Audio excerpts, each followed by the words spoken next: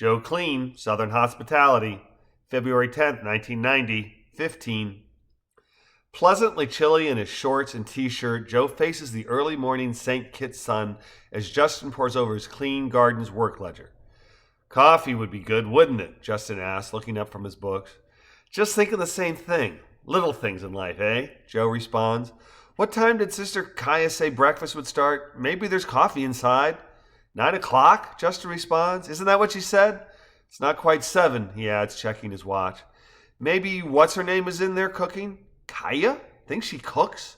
Justin shakes his head. No, the other one. Elizabeth? I think Kaya said she'd get breakfast rolling. You leave your selection outside your room? Misty did. I'd have forgotten. Yes, Justin said, head tilted and smirk on his face. Seems like you were interested in other things from the sounds coming from your room. Oh, Jesus, Joe laughed. Did you hear us? Misty'd be mortified.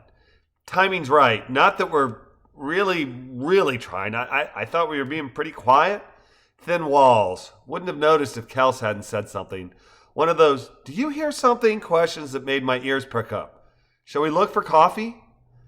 Opening the door from Onyx House's patio to the common area, Phil stands inside, right arm outstretched in preparation of turning the doorknob, left holding a mug of coffee. Well, good morning, Joe says too loudly. We were just looking for some of that. Where'd you get up? Shh, Phil responds, finger to lips. It's still early. People are trying to sleep.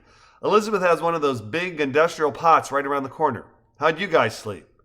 Coffee's around the corner, Justin asks. There is a God. Where? Phil exhales, shakes his head, and replies, Come on, this way, as he leads his brothers to the promised pot. Next to a closed door that leads to the kitchen is a small cutout in the wall that holds the promised coffee pot, mugs, milk, and sugar.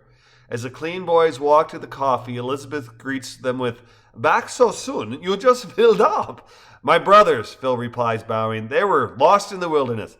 Ah, does that make you Elijah? Good morning, gentlemen. Breakfast will be ready around 9. No worries, Justin responds. Just need a little coffee to hold us over, he adds, pouring himself a mug and adding both milk and sugar. Ah, café complet, Joe says with a nod. Misty made me give up the sucar long ago, and she's working on the leche también. Sucar? Justin added. You mean azucar? Sugar is azucar. And café complet is kind of like continental breakfast? Not coffee with milk and sugar. You sure? Joe asked. Yep, positive. You know, like half my crew speaks Spanish, right? Yep, Joe answers with a shrug. I just thought that's what it meant. Huh.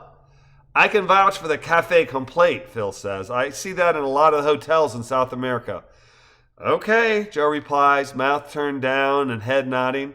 Learn something new every day, he added, as the brothers retreat to the covered patio.